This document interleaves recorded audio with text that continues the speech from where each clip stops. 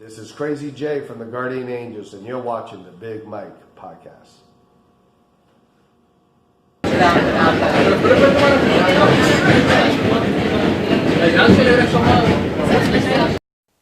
not that I don't care about you, it's just been a long time. Yeah, I know. I wouldn't see you until my funeral. Now you see me if I come around, more or less. But, welcome to the reunion. Welcome to the reunion, What's 2020. going on? Coronavirus, people pushing people in the subways here in New York, emotionally disturbed.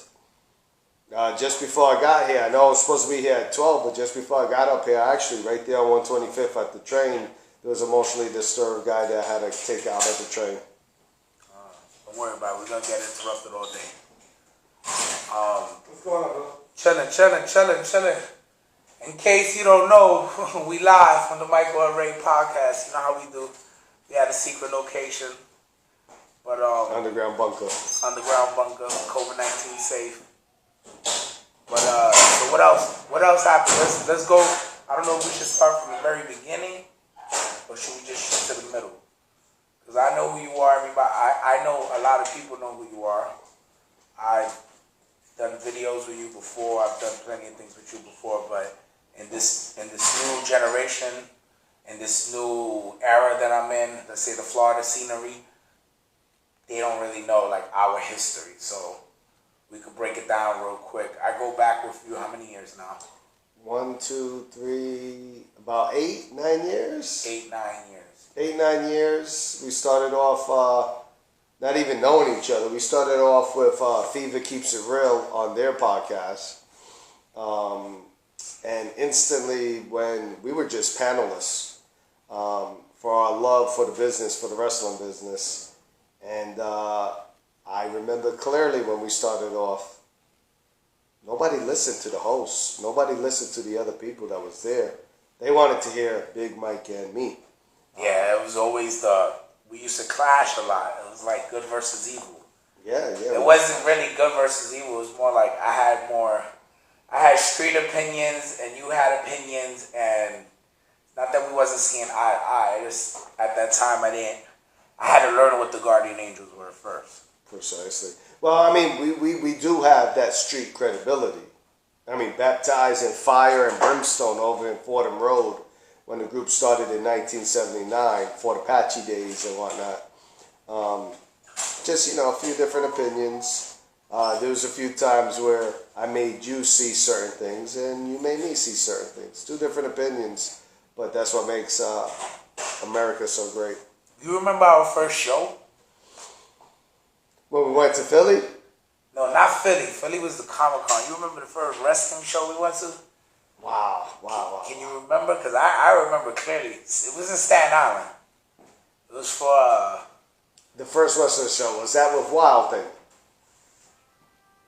Yes, Wild Thing. When Wild Thing came out as Mickey McGuinness. It was a Tony Dangerous show. Yes, I remember that. I remember that show. That was the first show we went to together. We went to together, right? But not our first meeting. Our first meeting together was Philadelphia. Philadelphia Comic-Con. That's right. But the first show we went to, that was when I knew that you guys were in the business. Because I seen the reaction from the crowd. When you and the, what was the big guy's name? The big Bama Lung dude? Tall dude? Bam Bam. Bam Bam. Yes. Yeah, then you had the two tag teams that was sitting in the crowd. Yeah. We didn't know they were, we didn't know they were going to jump the guardrail. When they jumped the guardrail, you guys tried to stop them. That's right. And then, wow, this is like, I think your son was about, how old was your son at that time? My son at the time was probably 5, maybe 6. And at that very same show, that same tag team tried to mess with Michaela, Wild Thing's daughter, and my son instinctively in his red beret and little Santine jacket stood up for her against these 7-foot wrestlers. And in case anybody that don't know, Crazy J used to be Tony Rambo's manager for a while. Tony Rambo used the Guardian Angel gimmick, but it wasn't really a gimmick because it was an actual Guardian Angel. Yes. And actually, Tony Rambo, I ran into him 2 weeks ago. He was with us at 14th Street to help us with make the public aware of these emotionally disturbed people that are pushing people in the tracks. So Rambo is still one of our alumni guardian angels, retired from the ring, but he's still out there. Yo, whatever happened, not even whatever happened, but what's going on, honestly, right now in the city? Like, what's really going on, like, with the indie scene? Is it really that dead? I haven't. I used to get things from different people all the time. Because I know Rob Fury's back. I know Rob Fury is back, and I know there's another company out here, and it's... That's news to me. I didn't hear that one. No, there is another... I mean about Rob Fury. Yeah, well, he's back. He's back. That's official. He dropped the show last month, and then another Jersey promotion dropped the show. But then, from what I'm hearing here in the city, there's like barely any shows. There's nothing going on. Well, COVID. I mean, you try to throw those shows. You know, there's definitely going to be more restrictions here. Jersey, you can go into a lot of these shopping malls and all that. You know, Jersey isn't as strict as here in New York City. Because in Florida right now, in the Indies, we doing shows. Maximum capacity is probably 200. You know, at a good indie show, you'll get to 200. But some locations, they have the enter at your own risk. And then they have, like other shows, they have must wear your mask mandatory. I haven't seen anything, not even from the guys out in Staten Island. And Staten Island, they were throwing out shows once a month over at that arcade type of stuff. It was the mall. That used to be Tony Dangerous's spot. Then Warriors of Wrestling took over for a while. And then I haven't heard of. Not that I haven't heard. I haven't really paid attention to them because I will pay attention to them if. Remember, I was a huge Andrew Magic fan. Yep. And I would like basically follow wherever Magic. That's how I know about the new company, because I seen a flyer with Magic on it, and then I recognized some faces, so I ended up following them. But then a couple of weeks later, you know, in Florida, I'm cool with Vince Steele. He's one of our biggest wrestlers out there, but he lives out here in the Bronx. Okay. And I seen Vince Steele put up a flyer, and it said SWF, and then it hit me, like when the video came out, oh, Rob is back. And I hit up Rob, we had like a quick, you know, conversation. But we didn't get a chance to talk business because all he kept saying was, brother, I got to take baby steps because the situation right here is not what you think. You know, we don't even know how many people we could bring in through the door now. So that's why I was wondering, like, is that just a Jersey thing, or is just because since I've been here, you know, I've been quarantined. I don't know what's going on. I know you've been staying here in this underground bunker. I see the fridge. I had to get blindfolded to get in here. That's how secretive Rey's trying to be here, man. He said, listen, I said, don't touch the beret. This is This is my private spot. So, like, you got to have a couple of these private spots in the industry, or else you never get no peace. So when I come to the dungeon is the dungeon. You know, you got to keep the dungeon looking right. So this is really like with and that was his private porter that walked in here earlier to interrupt, you know. I mean, it's like, so the porter could know, but your friend for over 20 years, you know, just... Yeah. I like, what's up with that? He put the blindfold, and I'm like, what are you doing with this blindfold? I'm not representing a gang and all that. Then he goes, no.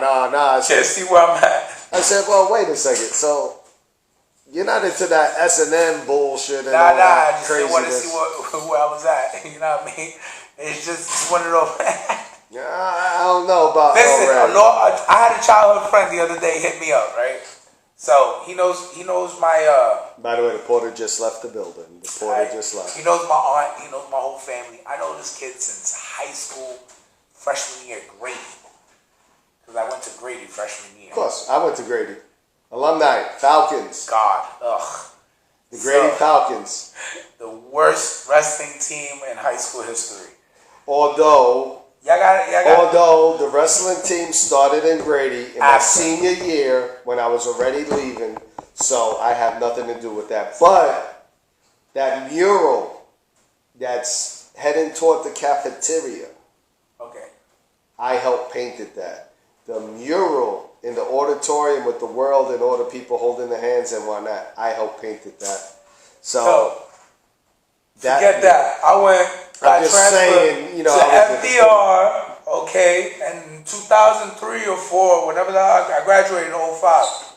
You actually graduated. Yeah, I graduated. I didn't, you know, I just told my my little sister the same story before you got here.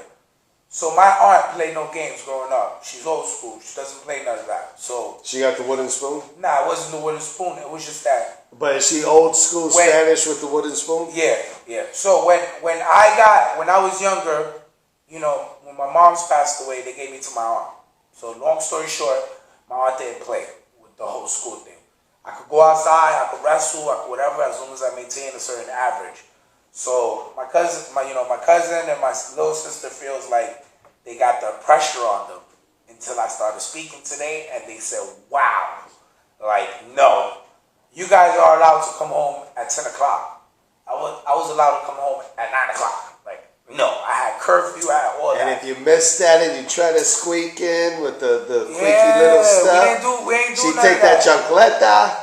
Nah, that was my grandmother. My grandmother was more of the enforcer. Yeah, she was the OG. She was the bodyguard. She made sure, like, you know, even if I did stupid stuff out there, like, she made sure, you know, I was right. You know, I'm just like, you know, she passed away years ago, but I feel like when I do certain things, like certain moves, and I interfere, and I do certain things, I know that's what she likes. So that's why, like, I came up with the name. I told you a while ago what the name meant. You know, everybody thinks it's some sort. You know, it's a reflection of my past and present life. Right. So the El Rey part doesn't come from my past gang life. It really comes from my sarcasmness, my grandmother's sarcasmness. So, you know, when I used to come in the house, she used to be like, para los frenos, aquí llegó el Rey, aquí llegó, el Rey ya llegó, Michael el Rey ya llegó. So it was like a form to, like, try to embarrass me, so. But you know the funny thing, and going back to, because I know we didn't know if we wanted to start with the beginning, which the beginning was Fever Keeps It Real, that gave you that bug for podcasting. It gave you that bug. Like the moment I met you, I saw you had that spark. I learned a lot. But the funny thing is, yes, that was our first wrestling show, but our first interaction, like we said, was Philadelphia's Comic-Con. And I clearly remember when we were over there in Comic-Con. I didn't want to do it. No, but when we finally met for the very first time, I clearly remember you went to pull your sleeve down. Yeah. So I didn't see your tattoos. I was hiding my tattoos. And I said, brother, that's not necessary. Real recognizes real. I know where you're from. I felt like that. And we never spoke before then about what ties, affiliations you had. I was scared to do business. I was really scared to do business. Well, I remember you told me you thought I would judge you on that. Yeah, I said, nah, I'm good. Y'all could, I don't need this spot right now. Yep. And then they kept saying, you have to do it. We made you come all the way down here. We paid the hotel. And I was like, all right, we'll do it. So then in the first 15 minutes, I was uncomfortable. Yep. I felt like you know, because you hear the stories, they make it seem like you guys are like detectives. You know, they make you feel like you know. So you know, it's funny you say that because in the 26 years I've been a guardian angel, not 23. Something about FDR, I guess, you know, you never passed mathematics or something. But anyway, that's a different story.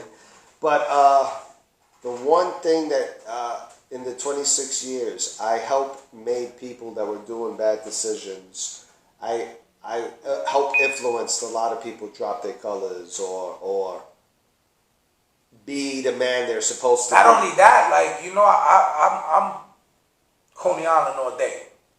I'm always in Coney Island. Not this past year, you know, whatever, but I'm always there. You know, back in the days, you always see me on the boardwalk. Yeah.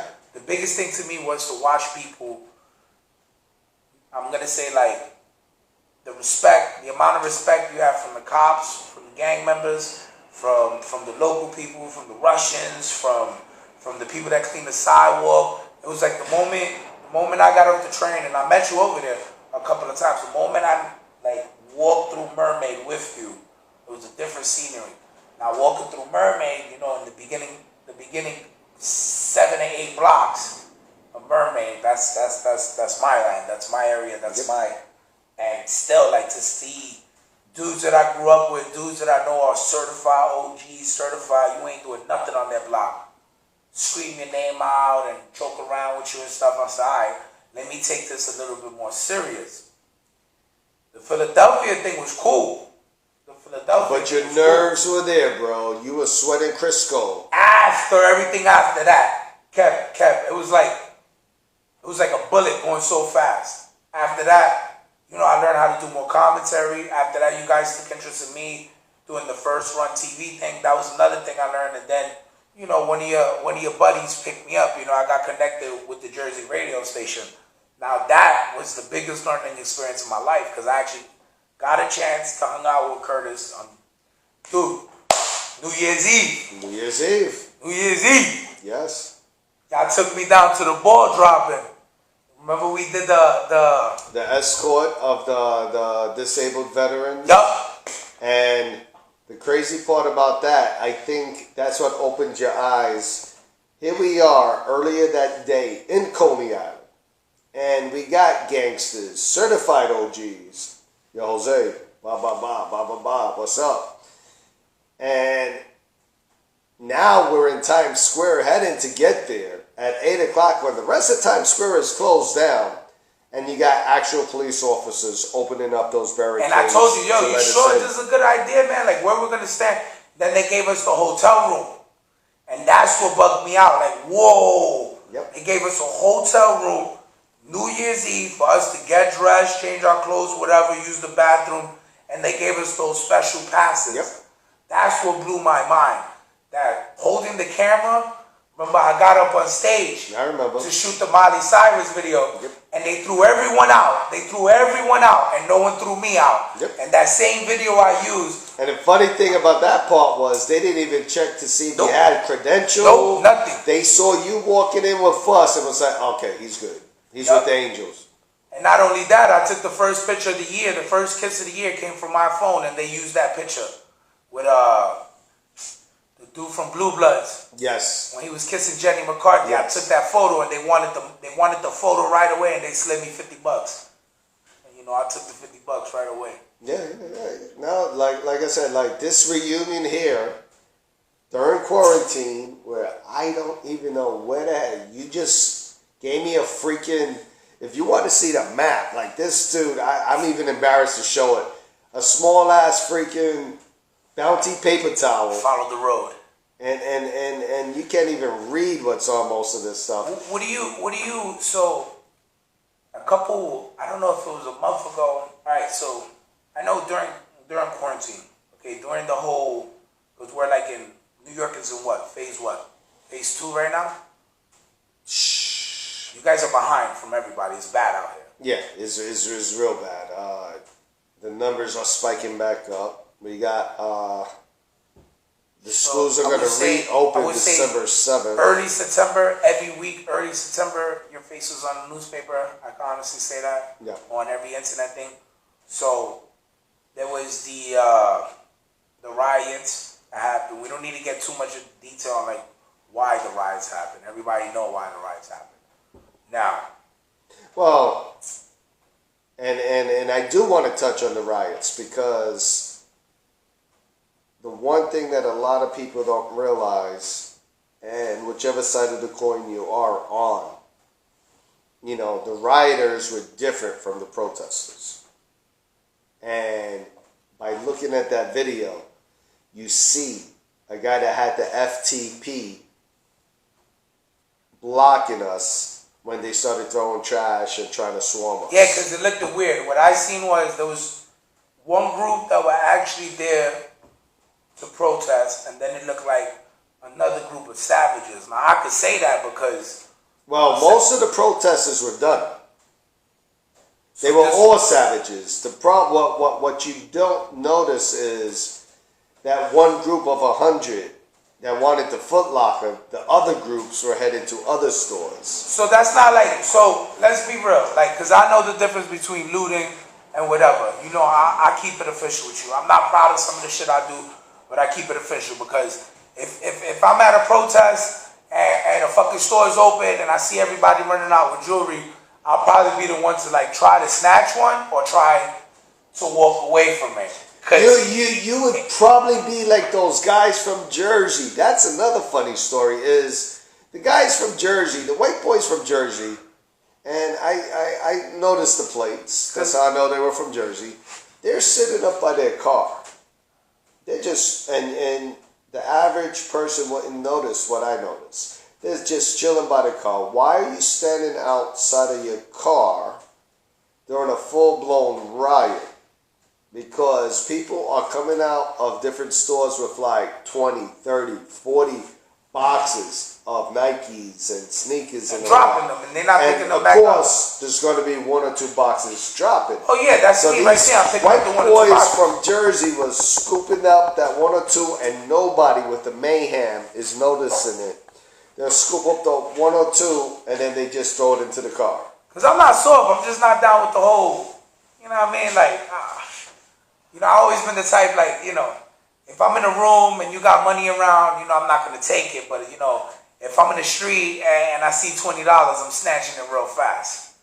You know, which is still kind of a little, you know.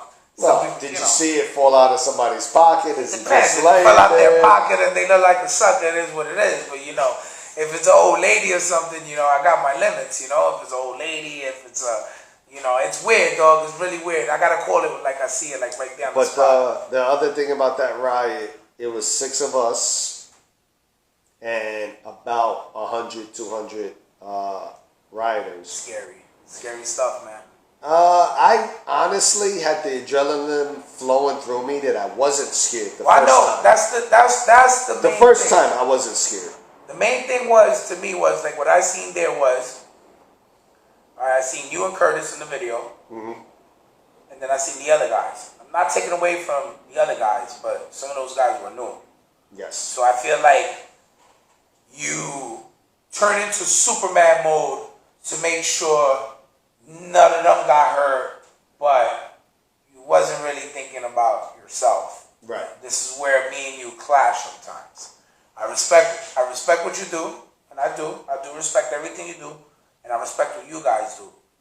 But sometimes, some situations, you guys should just walk away from it. The reason why I say that is because you have a kid, you know, stuff like that. What's the hood mentality? What's the hood mentality? And I understand what you're talking about. But if you don't set the example, if you don't have the mentality of no retreat, no surrender, then that's the reason why New York City is the way it is. You gotta, have you ever seen those old school fighting back movies and the good guys are getting their butts whipped? But then at the end of the movie, the whole community starts coming in. Leave them alone, blah, blah, blah. And then the gangsters end up running away with their tail behind their leg. There has to be a point where you got to have that no retreat, no surrender.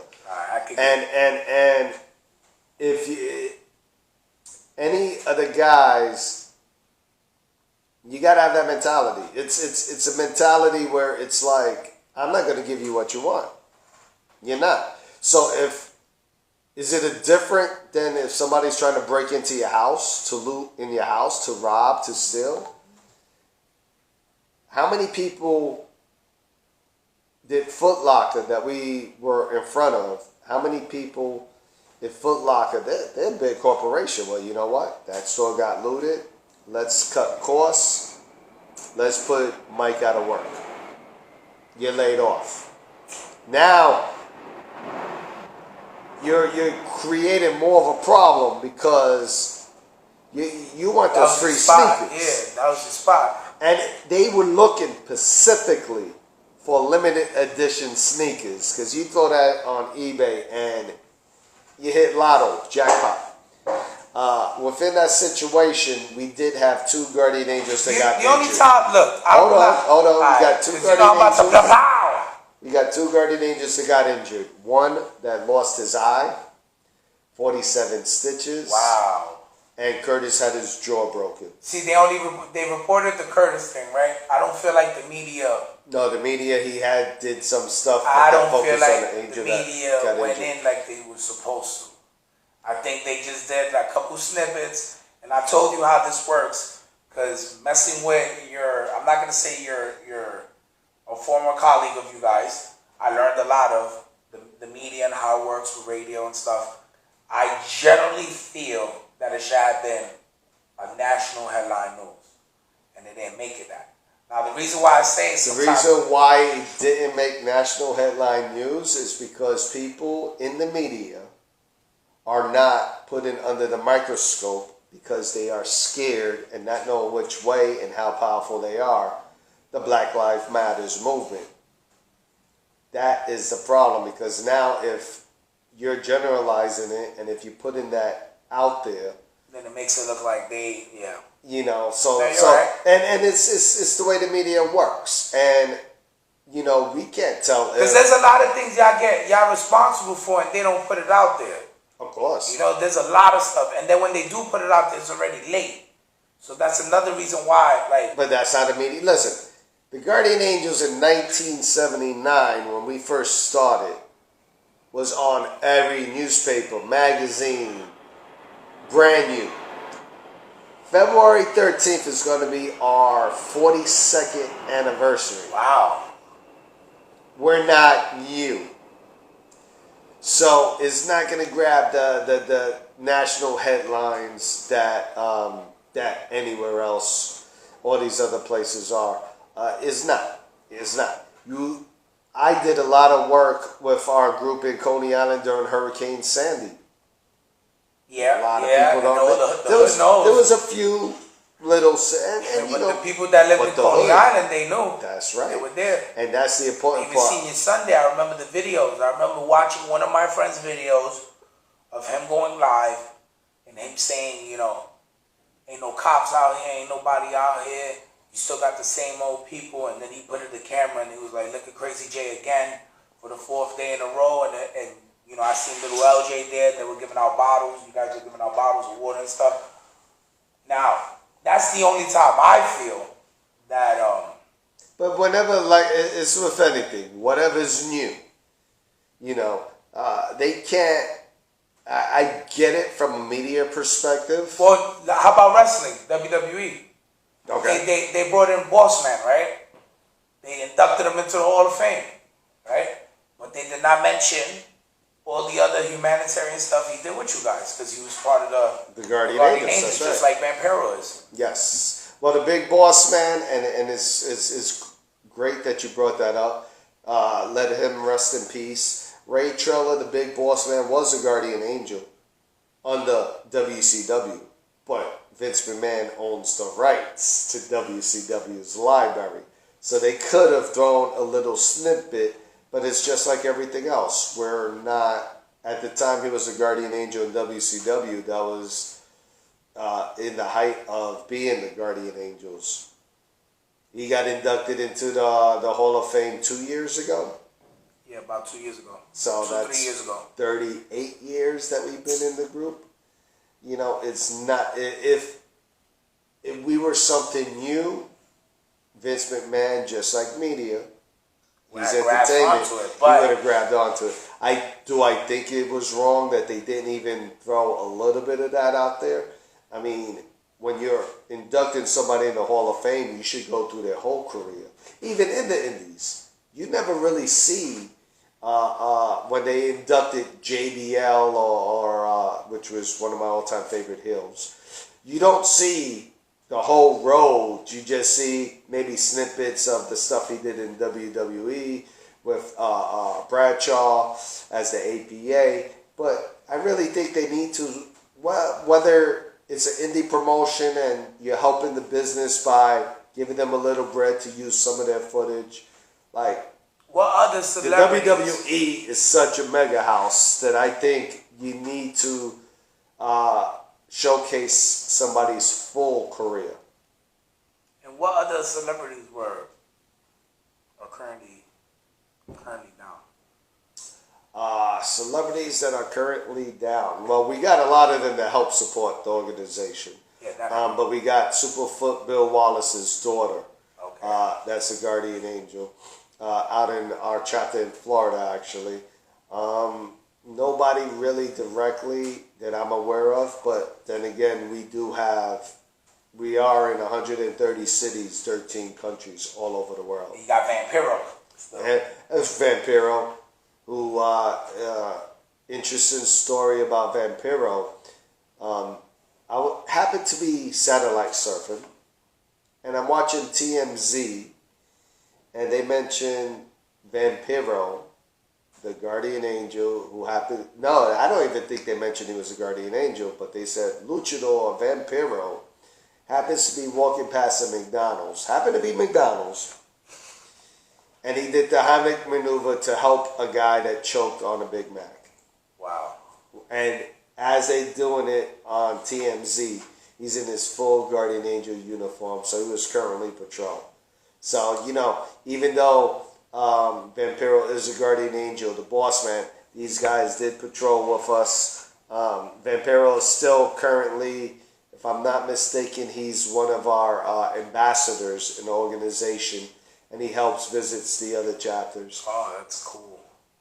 And what's your current role right now? I'm in charge of the group out in Coney Island, but I'm a senior leader, so I help everything else in the city, whether it's some of our new chapters that have been going. We've been blowing up, literally, in the Upper West Side, Upper East Side, Chelsea, areas where you wouldn't think guardian angels would be needed. And years ago, if I took my train patrol out into Chelsea and I got out of the train, they would chase me back into the train because they didn't want their property value to go down, seeing guardian angels there. Now, with the increase of the emotionally disturbed, the homeless. The city's really wild like that because it could be all. Alright, so. We're almost back to the 80s in the sense that a lot of these police officers are not getting involved because now there's just too much restrictions. Yeah, they said they took away the overtime. So if they took away the overtime, I'm not going to let you say it. But they said because they took away the overtime, no, they're not really trying to do nothing like that either. That might be a little bit of it, but NYPD has to pay their own liability insurance now. What do you mean? They got to pay their own liability insurance. Back in the days, if I threw you up against the wall and you just happened to bump your head, the city would pay for the lawsuit. Okay, so now they you're on your own. Whoa. So if you're on the job and you got your mortgage and you got all this other stuff. Whoa. So what about, and the unions letting it slide? What they gonna do about it? Wow. So, I can see why. I can see why they're not really. I can see why they're not really doing anything right now. I can really see why. Listen, the old Marine Corps saying, "Let them kill each other, let God sort them out." And there is a lot of that vibe. There was a shooter in Coney Island. No, I'm not there was saying. a shooter in Coney Island on 27th and Mermaid just about a month and a half ago. 27th and Mermaid? Yes. Surfside Gardens. Just about, I would say, a month and a half ago. The guy that did the shooting, they never caught the shooter. But the shooter was also the same guy that I was physically hanging posters of that knocked an 88-year-old woman to do a robbery on her. Wow. And then they have a shooting this year right in front of the precinct? So that was street justice, and he's probably not going to get investigated because I remember when the police were trying to help look for the guy that did that robbery. Wow. He did live, but I didn't see one cop up and down those streets, giving out flyers, trying to see, hey, 1-800, catch a shooter. Yo, I'm not to cut it off because I'm gonna segue to something else. But you just noticed like how we're doing the podcast and then my phone goes off and we got interrupted. That's typical. People keeps it real shit. Like that's typical. You know what I mean? You remember back in the days we used to be 2 hours into the show and you hear somebody ain't pressed mute and you're so barking or Well, I mean, a lot of that was my fault. A lot of that was my fault because I was calling in on a show from the streets, or you live on location. We do live events and you're like, yeah guys, I'm under here, stand clear, closing doors, please. And I used to be like, yo, my audio. Or one of my favorite was a few times, I gotta breeze out, guys. I gotta breeze out. I'm in the middle of a situation. I'm like, wow. You're like, all right, call us back to let you know you're safe. I'm like, all right, if I can. One of the coolest interviews we ever did with Paul is when Curtis called, right? When he was going to the, I think he called just to like generally talk to the show. And he said, hold on, guys. I see a situation. I'll call you guys back. Yep. And then literally the next day we found out that it was a guy trying to rob a lady and he held him down with one hand. Yes. While the cops came. And I thought like right there I was like, oh, is he going to mention that he was on the show? Is he going to mention? No. Ah. But you know, it's